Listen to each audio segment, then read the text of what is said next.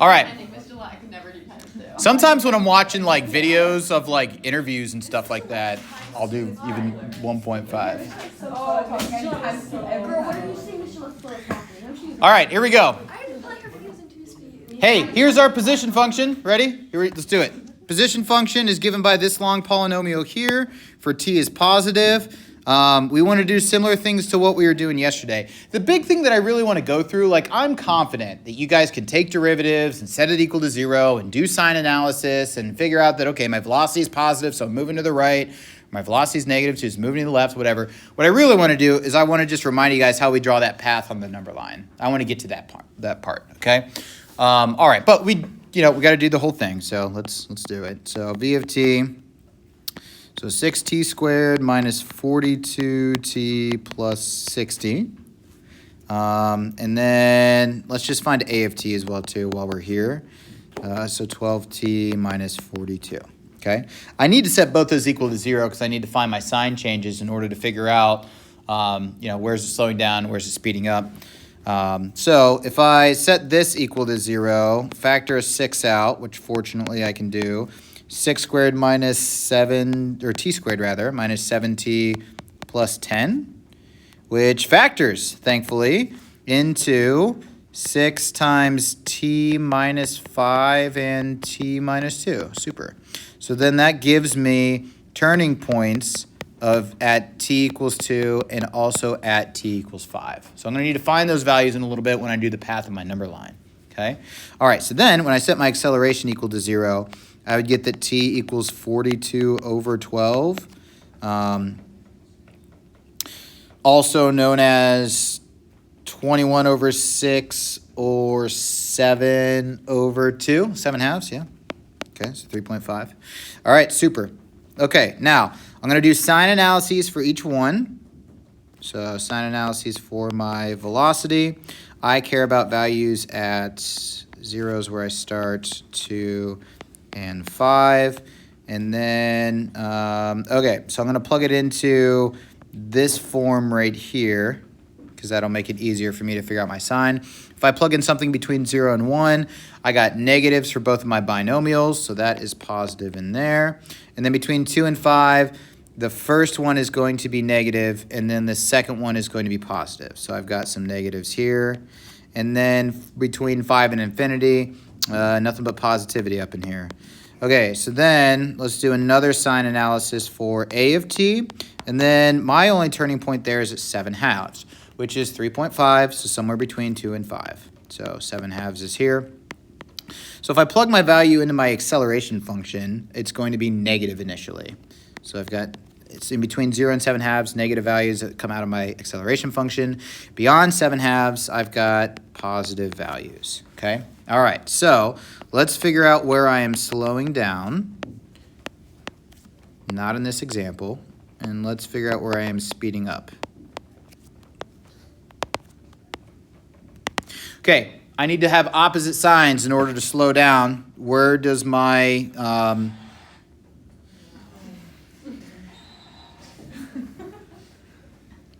brother? Sorry, it's like the Saints versus the Patriots. Not even remotely important right now. All right, so where am I going to have opposite sign between my velocity and my acceleration? Let's start at 0. So 0 to 2. And then where else? 7 halves. Yeah, 7 halves to 5. All right, very good. So those would have opposite signs there because from 7 halves to 5, my velocity would be negative, but my acceleration would be positive. Very good. So then where am I speeding up? What's up? Oh, I don't know. We can. We should. We should. Where is my? I mean, you can tell that I'm not strict on that. So we should though, but I'm not going to be strict on it. Where am I speeding up? Where do I have the same sign? 2 to 7 halves. Very good, Soph. And then 5 to infinity. So it'll go into infinity to the right, but to the left, hard stop at time equals 0. We don't want any negative time up in here. Okay, now, in order to get a really good number graph, I need to know some outputs for S of t. What values do I care about finding those outputs at? It'd be the important values that I found in my sign analyses chart. So I should do at 0, at 2, at 7/2, and at 5. All right. If I plug in 0, I get 3. Oh, brother. Can I cheat?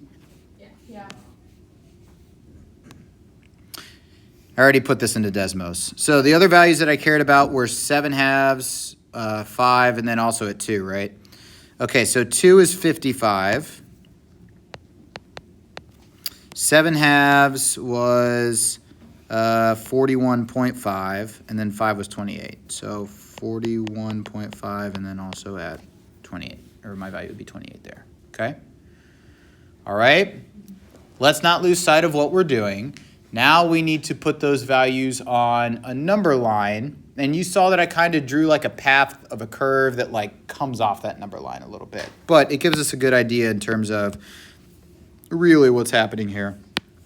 Straightest line I've ever drawn. All right, so I have no negative values for S of t, at least in the intervals that I'm working on, okay? So what I'm gonna do is, whatever, 0 is here.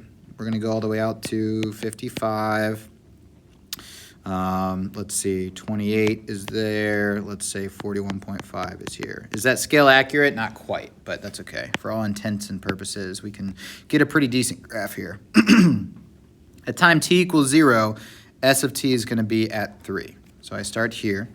And then I go, let's see, my turning points, like based on my sign analysis for my velocity, my turning points are at 2 and 5. Now, do I start out moving to the right or moving to the left? To the right. And I can tell that by a number of ways, but my velocity is positive initially. So I'm starting at 3, and I'm moving right until I get to what value for S of t?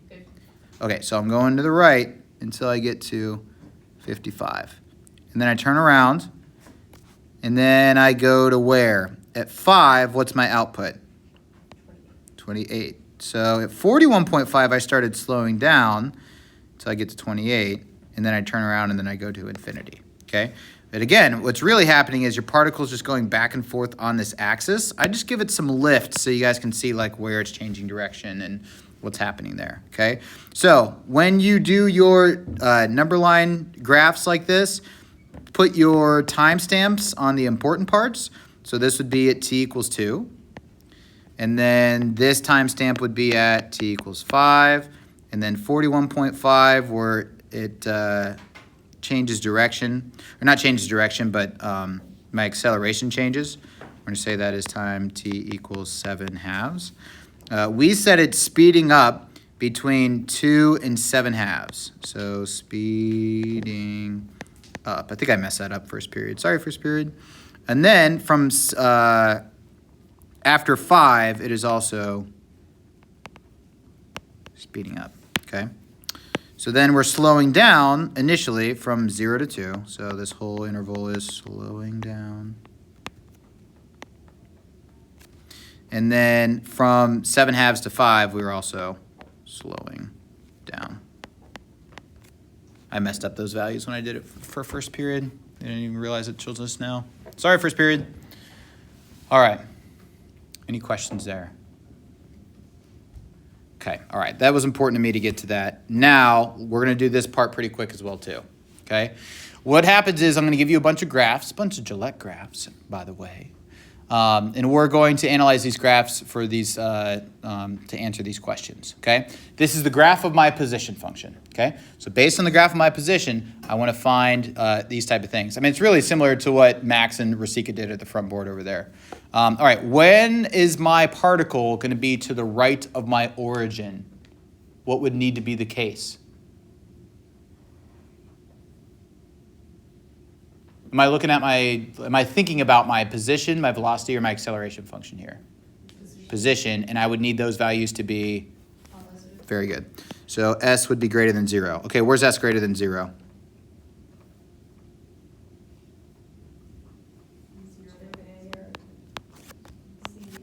Good. Super. When am I moving to the right? What would need to be the case?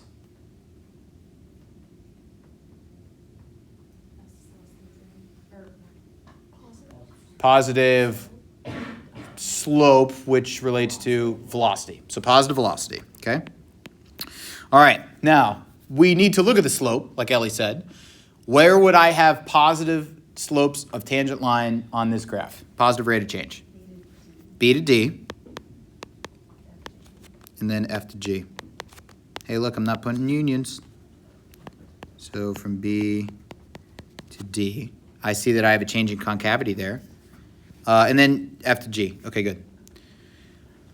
Okay, so where am I going to have velocity that is increasing? Now, let's think about this. If I ask you where a function, just in general, so take a step back from this problem. If I ask you where your function is increasing, what are you thinking about or what are you looking at? That relates to what? The what? The slope of tangent lines or my derivative, right? Like if I'm thinking about where a function is increasing or decreasing, that relates to my derivative, okay? I want to figure out where my velocity, which comes out of my first derivative, is increasing. So really, what am I looking at here? It would be acceleration, right? I would be looking at my second derivative in order to figure out where my velocity is increasing. For my velocity to be increasing, I would want my acceleration function to be what? What? I saw you say something. It'd be positive, right? So in order for my velocity to be increasing, my acceleration needs to be positive, okay? AKA, what would my graph look like if my acceleration is positive? What does second derivative tell me?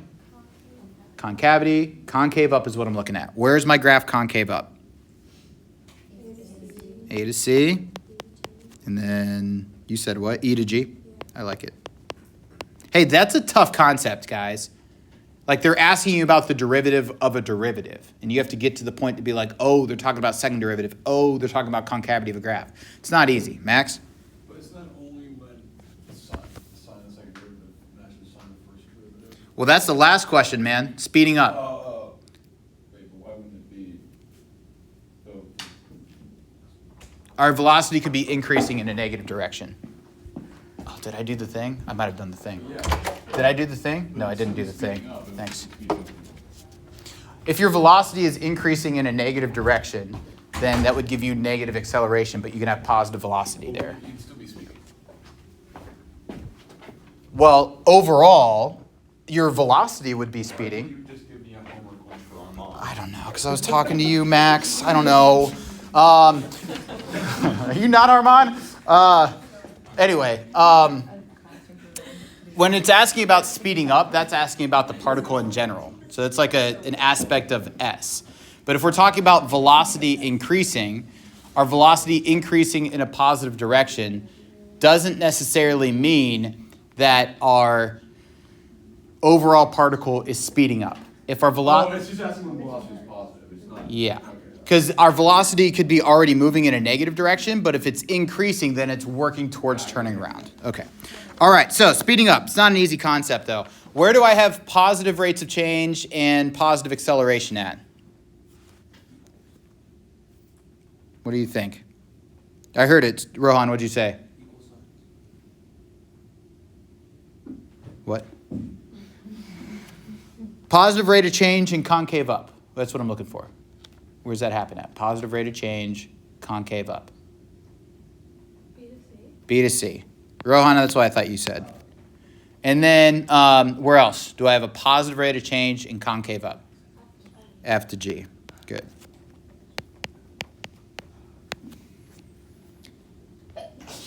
Bless you. All right, questions there? All right, are there anywhere, hold on, that's not it. We also have to include the values for negative velocity and negative acceleration as well too, because that would be speeding up as well, right? Okay, so this is, let me quantify this. This is velocity greater than 0 and acceleration greater than 0. I almost forgot to say, what about when our velocity is negative and our acceleration is negative? I almost forgot about that. So I want velocity less than 0, acceleration less than 0. So that means I need concave down and negative rates of change. Where's that happen at? 0 to a. Very good. You said what? D to E. D to E. Concave down, negative rate of change. Good. Any others? I think that's it, right?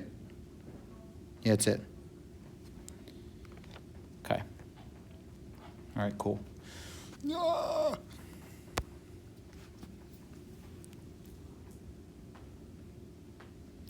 Ah, okay. I'm so flustered because there's just so much I want to do. All right. This example is a little different because instead we are looking at a graph of velocity and we want to answer similar questions but related to the graph of velocity. So this is not a position function anymore. This is a velocity function that they give me. So when would I figure out when my particle is moving to the left? What would need to be the case? My velocity would need to be less than 0. Okay, where does that happen on this graph? It's a little easier to pick out on this graph, isn't it? It's just my negative values because I already have the graph of velocity. So from A to C and then also from E to G. All right. Now, if they're asking for where my velocity is now decreasing, then that's really the derivative of my velocity. So that would be to acceleration, right? But since they give me the graph of the velocity, I just need to find where I have negative rates of change or negative slopes of my tangent line. So that happens on what interval? 0 to B, right? Not A, but B. All right. Where else? Very good. Now I would need to find where it's slowing down. So I would need to have acceleration and velocity have opposite signs. So velocity greater than 0, acceleration less than 0, or velocity less than 0 and acceleration greater than 0. All right, so let's do velocity. So positive velocity, so above the x-axis, but negative acceleration. So above the x-axis, but decreasing. Where does that happen from? 0 to A, very good. Where else is, and you said what? D to, very good. All right, what about negative velocity, so below the x-axis, but increasing velocity, so positive rate of change? B to C, F to G. You guys are stars. All right, cool. Now, I'm not going to do the last slide. It's more graph stuff. You guys can go through it. It's a good exercise. But you just evaluate at that point. Your position function is greater than 0. Your velocity is positive because I got a positive rate of change. However, this is concave down, so we'd say acceleration is less than 0. So my particle is slowing down. Okay, so that's what I want you to do. Section 3.8. Buckle your seatbelts. I got 30 minutes to talk about it. Should I just rip off the Band-Aid now? Tessa, flip through the sheets. What do you see? Keep going. Word problems. We're doing word problems, friends. Last time we did a ton of word problems was optimization. You remember that? No. With optimization, we were finding mins and maxes using word problems, right? So we'd have to like draw a picture. We'd have to come up with some sort of relationship. We would take the derivative, set it equal to 0, find absolute maxes, absolute mins, test our values. We're going to be doing things similar to that, but I don't really care about maxes and mins. Sorry, Max. I don't really care about maxes and mins in this section, okay? Instead, I want to find the rate at which my quantities are changing at a specific time, okay? In order to accomplish that, still going to use derivatives, but everything will be with respect to time, okay? Now, in order to take derivatives with respect to time, we have to use a special type of differentiation that we've learned in the past.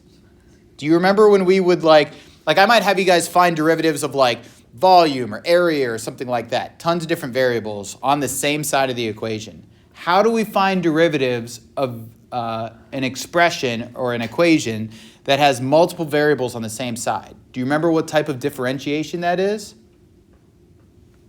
I'll say it again. What type of differentiation is it when I'm taking derivative of multiple variables on the same side of the equal sign? Implicit.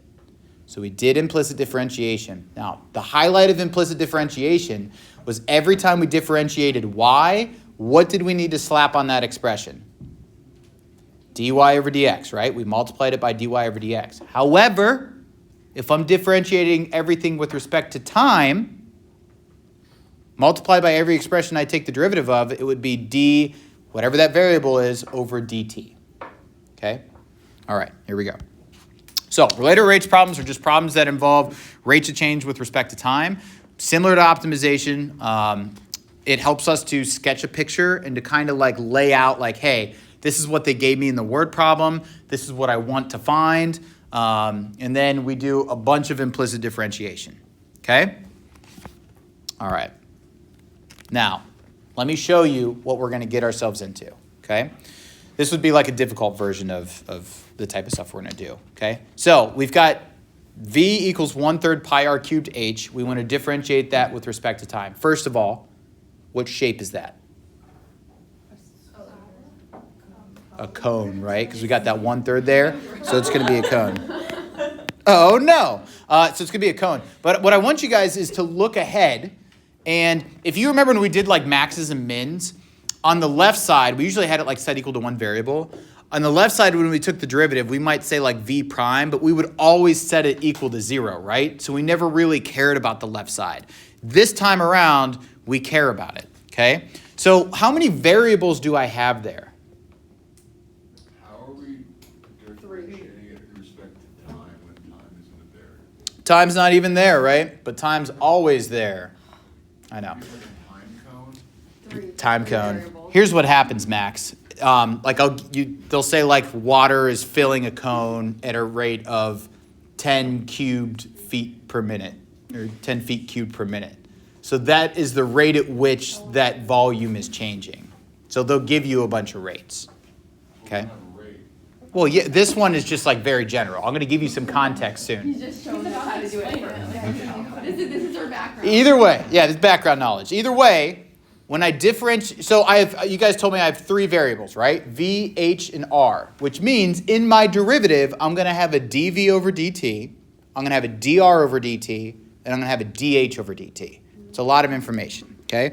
On the left side, when I differentiate V, I get dV over dt.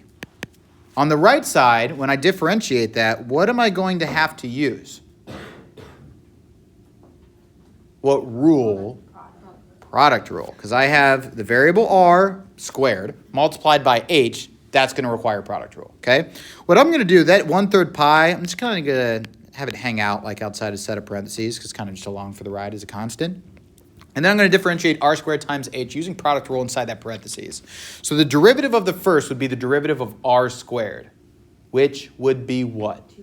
2r dr over dt. So 2r and then times dr over dt.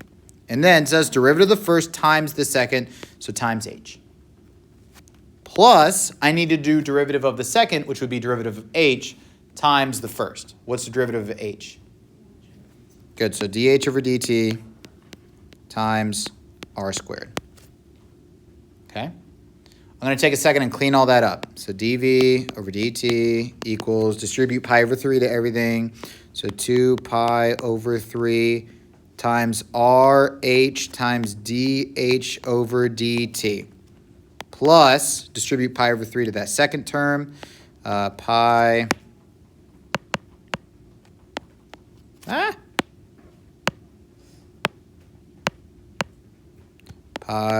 over 3 r squared times dH over dt.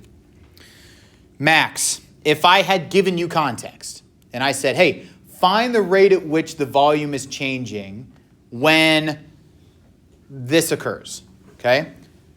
How many things, if dV over dt is the thing I want to solve for, how many things do I need to know in order to plug in? I need to know something for r. I need to know something for h. I need to know something for dH over dt. I need to know something for, I'm sorry. Yeah, Rasika spotted my mistake. What is it over here, Rasika? Yeah, I'm so sorry. I made the mistake last period too. dr over dt.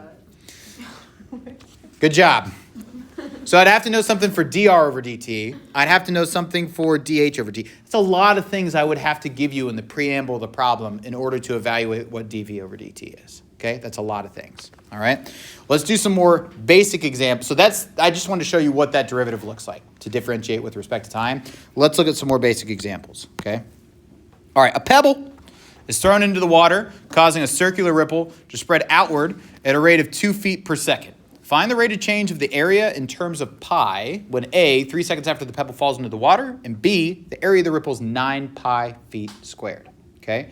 What shape are we dealing with? Circle. What do we care about with that circle?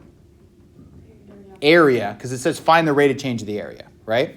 So I need to write down area equals pi r squared. Okay? Now, in the problem, it says causes a circular ripple to spread outward at a rate of 2 feet per second. What is that? Looking at my area equation, I've got variables of A and R. So it's spreading outward at a rate of 2 feet per second. What is that?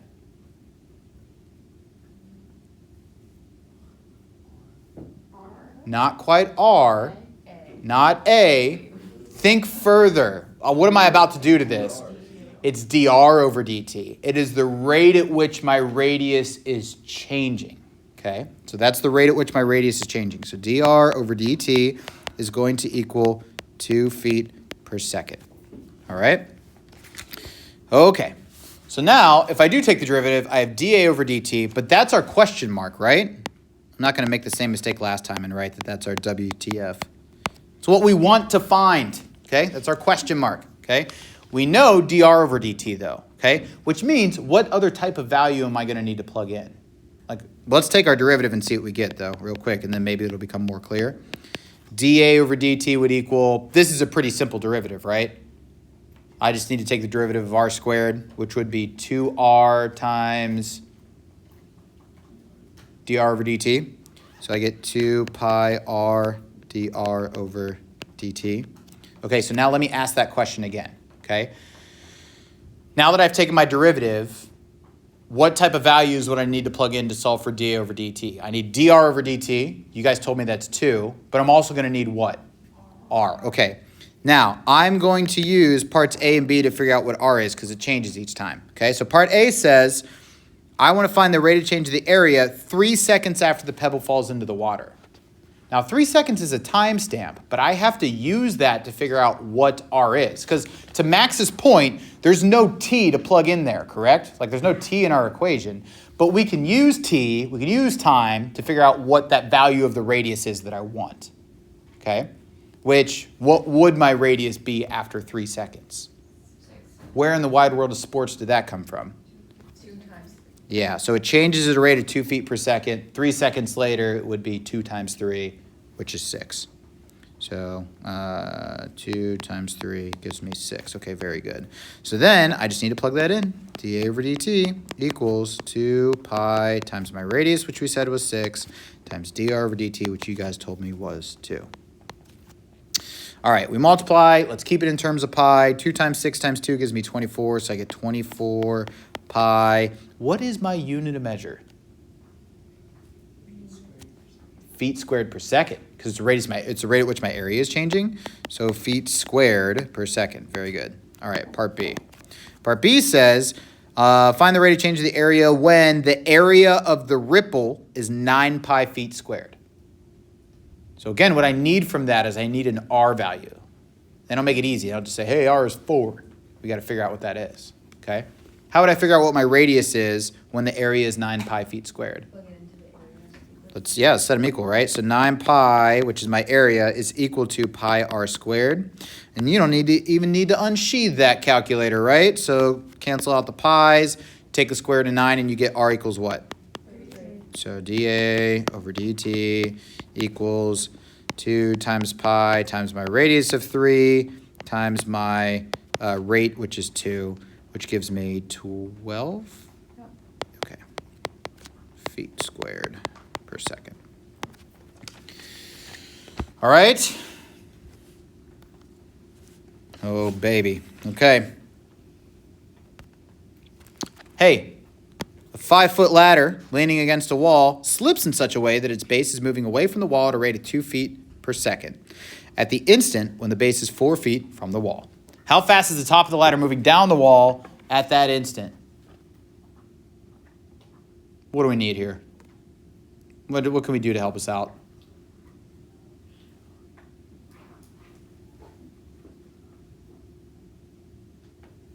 I need a visual. I need a picture. What should I draw? Draw a ladder. Ladder against a wall, right? Okay. Here? Yeah. Okay. What are we working with here? 4 feet all the way. Okay, so 4 feet away, right? So we know this is at 4 feet. How tall is our ladder? 5 feet. 5 feet. Okay. Now, going back to, I'm getting, never mind, I'm not going to say it. So anyway, 5 foot ladder. Okay, so then it says it's moving away from the wall at a rate of 2 feet per second. Okay. What part of my triangle is changing at 2 feet per second? The base or the height? The base, right? Because it's moving away from the wall 2 feet per second. So here is going to be 2 feet per second.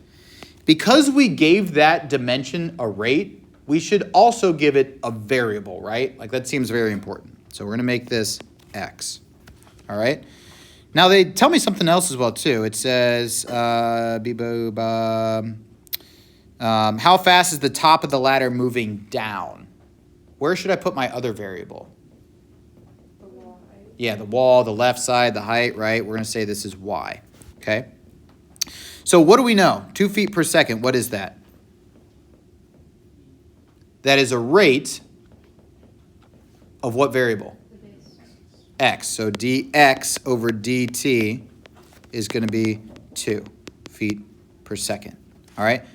And then they tell me what x is. We said x is what? 4, right? Okay. Now, it says how fast is the top of the ladder moving down the wall? What do we want to find? dy over dt. That's our question mark. Very good. All right. Do I have a y value? Yeah. What is it? Where'd that come from? 3, 4, 5. 3, 4, 5. All right, very good. Now, what am I going to use to relate all these things together? Well, this is like the hard parts of these questions, okay? Triangle equation? No. Not like area of a triangle, right? That's not going to help us out. Instead, what should I use? How do I relate x and y together? You said what? I wouldn't use perimeter either. Pythagorean theorem. Yep. We're not going to do anything with trig in this case because there's no angles, right? We're just dealing with side lengths of a triangle. I understand why you said perimeter, but we can use Pythagorean theorem. Now, when we do Pythagorean theorem, x squared plus y squared, oftentimes you guys would set it equal to z squared, yeah? But let's talk about z. What is z? 5. My ladder, is that changing at any point during this? No, that 5 is going to remain constant. So what is the rate of change of my ladder? 0. So if I didn't think about this ahead of time, and I did set this equal to z squared, you would then take the derivative, right? And you'd have 2x dx over dt plus 2y dy over dt equals 2z dz over dt. But what would dz over dt be? What's the rate at which my ladder is changing? 0. So it eventually, on the right side, would all equal 0 anyway. Okay? Now, here's what I want to do. You guys told me that z is 5, so I'm going to put 5 squared over there. My next step is to take the derivative. What's the derivative of 5 squared? 0. So either way, if you don't think about it ahead of time, you still end up with a 0 on the right side. Okay? All right, so 2x dx over dt. Hopefully I have all the things I need. 2y dy over dt equals 0. I should have checked that beforehand, but I think I do. So I would have 2 times my x value, which is 4, times dx over dt, we quantified as 2, plus 2 times my y value, which is 3, times dy over dt, which is our WTF. All right, so then we need to solve for dy over dt. So what I'm going to do is, evaluate all this and see what we get. So 16 plus 6 dy over dt equals 0. I would solve and get dy over dt equals negative 16 over 6, which reduces to negative 8/3. Unit of measure would be feet per second. Does that answer make sense in the context of my problem? Why? Because it's going down, right? So the fact that it's negative makes sense. Okay? All right, cool. Let's keep it moving. A camera 3,000 feet from a launch pad is capturing the launch of a rocket. If a rocket is rising vertically at 880 feet per second when it is 4,000 feet high, how fast must the camera elevation angle change at the instant to keep that rocket in sight? All right, so we've got a camera. It's filming a rocket launching into, we would assume, space. All right. Dude, I can't draw, but here we go. So let's see.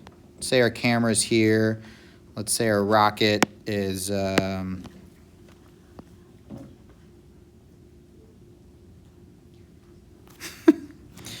then we've got some fire coming out. Yeah? Okay. All right, so then our rocket is launching. Looks something like this, yeah? Okay. Okay, let's start putting some quantities in our picture. Camera's 3,000 feet from the launch pad, so that's our base, right?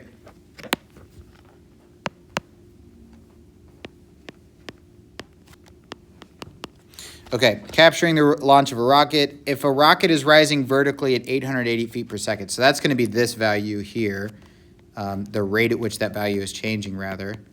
So I automatically know, based on what I said last time, I should make that a variable. Do you guys agree? Because that's a thing that is changing. So let's make it y. When it is 4,000 feet high, so then, I should have put that like there, but that's 4,000 feet. Okay. All right.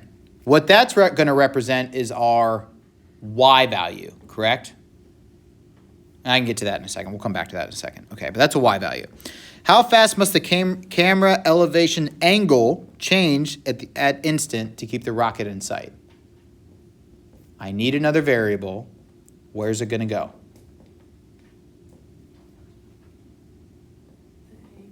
The angle, and where's that angle at, Azra?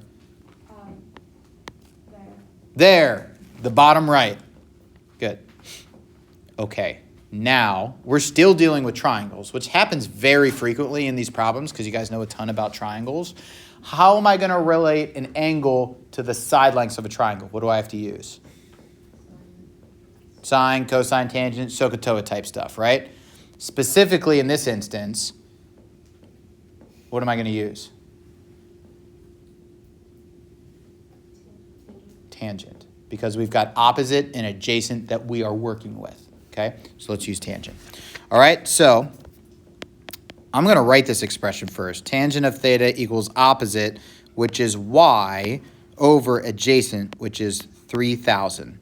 Okay, something that was very difficult for me to understand when I was first learning these problems in high school is, okay, so I get that that's 3,000. Why didn't I just put 4,000 in for y?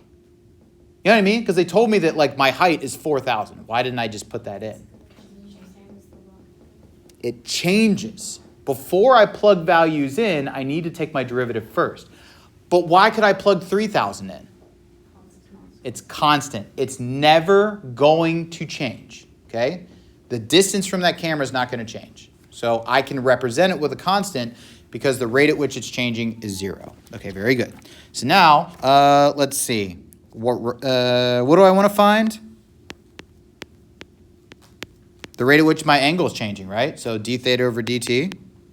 All right, I know that y is 4,000. Oh, man. But there's something else I'm going to need. What else am I going to need to know when I take the derivative and evaluate this?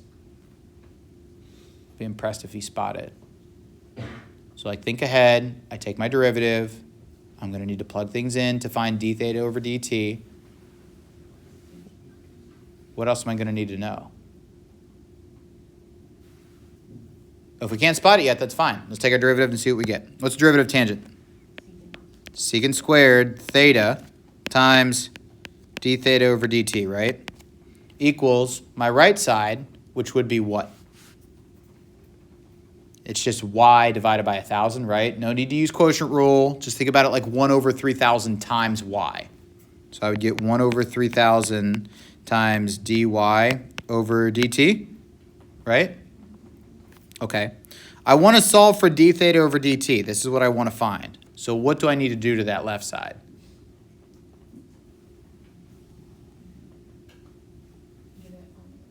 Get what on the other side? Like, have one variable on one side, not just theta over. I just need d theta over dt. So I need to divide by secant squared. Theta. But dividing by secant squared theta is the same as doing what? I don't want a secant in the bottom. Let's make it cosine. So then it would be cosine squared theta over 3,000 times dy over dt.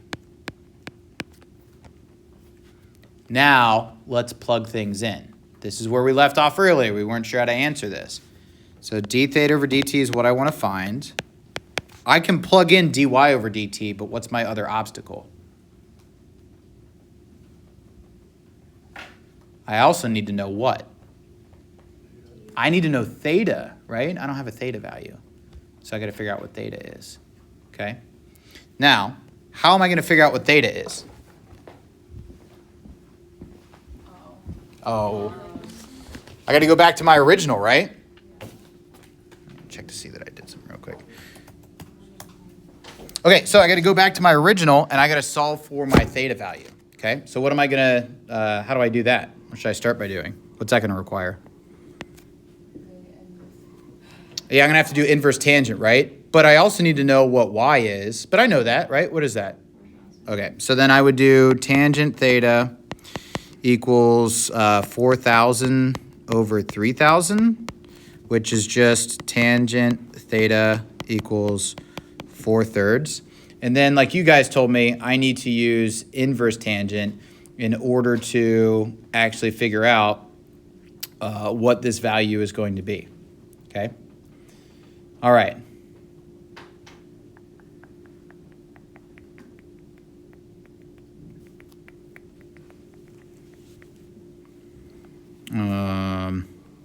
All right, so now if I have that tangent is 4/3,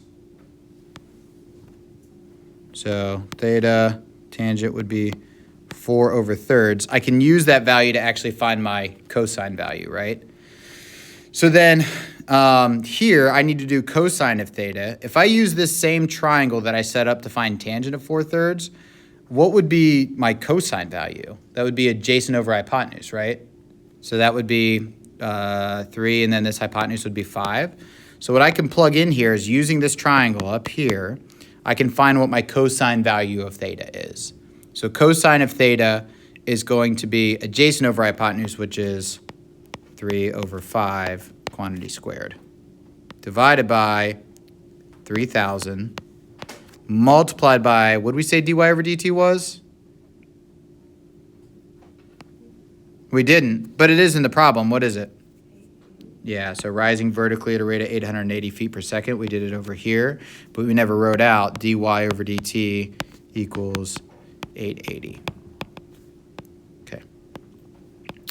All right, so then I just need to multiply it by 880, and then I would simplify that. Okay? And then whatever I would get would be the rate at which my angle is changing. Okay? So 9 over 25 times 880 divided by 3,000. Can I just, do you mind if I just, is it all right if we just, all right, cool. So then we said 9 over 25 times 880 and then divided by 3,000. So 0.1056.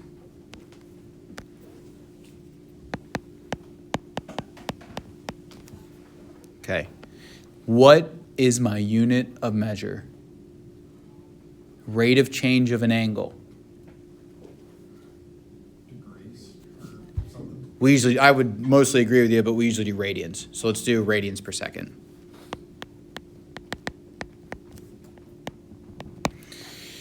All right, I have 5 minutes to talk about this last example. I won't get through it, but the setup is the most important part, and I have to show you guys how to set it up, okay? All right. Water runs into a conical tank at a rate of 9 feet cubed per minute. The tank stands point down and has a height of 10 feet and a base radius of 5 feet. How fast is the water level rising when the water is 6 feet deep? Play some good stuff, Rasika. All right, we're dealing with a conical tank, point down. Conical tank, point down.